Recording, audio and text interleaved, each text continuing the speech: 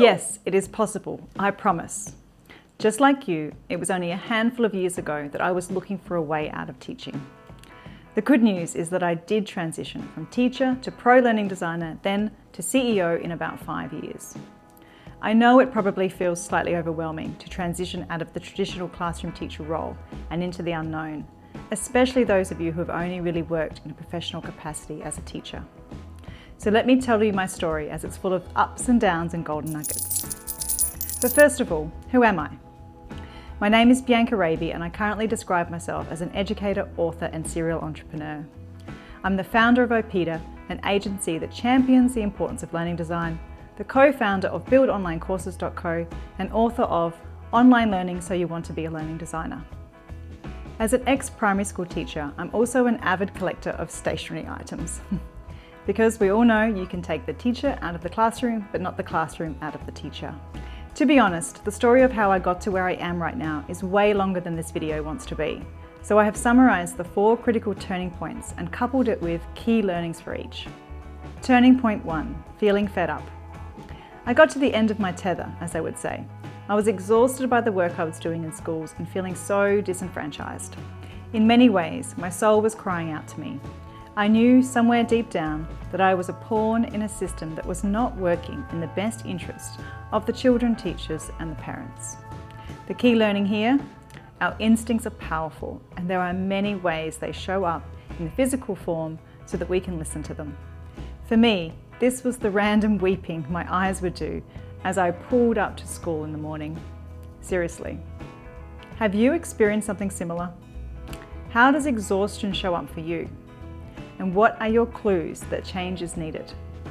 Drop your responses in the comments below. We'd love to hear from you.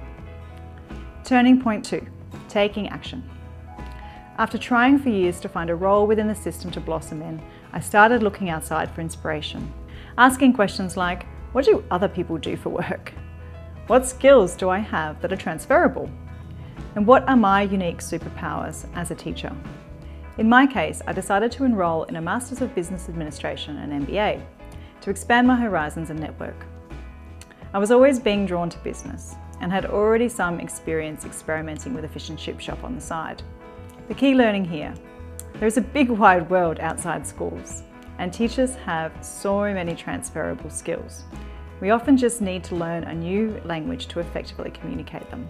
The decision to do an MBA was huge, but your action does not have to be this epic or expensive.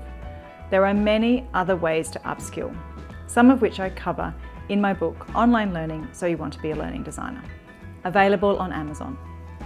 What other jobs and roles have you considered? What actions have you already taken to explore a transition? If you haven't dreamed of a different professional life, then now is your chance. Turning point 3, wider sector exposure. So I became a learning designer by accident, and I thank this little accident every day. After my MBA, I landed a job at an online business school. This exposed me to the higher education sector and opened my eyes so wide that I spent a year with a WTF look on my face. The key learning here. Teachers are so well trained in how people learn, we have a solid foundation that can be applied anywhere and make huge impacts instantly. Honestly, some of the content I have seen passed off as learning is unbelievable. It was through being exposed to this part of the sector that I gained the confidence in my own training and experience. Where are the opportunities in your current role to be exposed to other parts of the education system? How can you get some experience outside the classroom? Turning point 4, backing myself. The decision to start Opeda is again one for many videos longer than this one. But ultimately, it came down to being ready to back myself and do what I love at scale. Of course, being a CEO has all sorts of challenges and is not as glamorous as the movies portray. But ultimately, I get to speak about things that matter to me and lead a wonderful team to raise the bar of the educational products we are trusted to design and deliver. Now, I don't think becoming a CEO is the goal for most, it's just my story. The key learning here though, is if you see a recurring problem and you know how to solve it, then go for it. After 3 years of running Opeda, I can honestly say that our message becomes more relevant each day.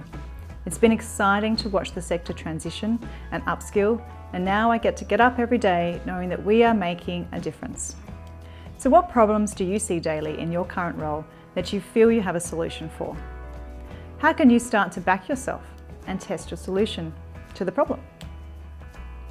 Drop your ideas in the comments below. We'd love to hear from you. So regardless of where you are in the decision to transition out of teaching in the traditional sense, I highly recommend the following. Write out what your ideal workday would look like. List all the skills you have cultivated as a teacher and search job boards for roles that you can imagine yourself in.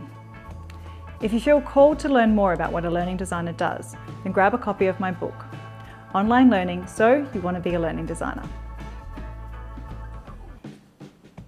As a bonus for everyone still tuning in, click on this link to access my Teacher in Transition Reflection template. Use the prompts to go deeper on your why and gain more clarity on how to transition and what are your next steps.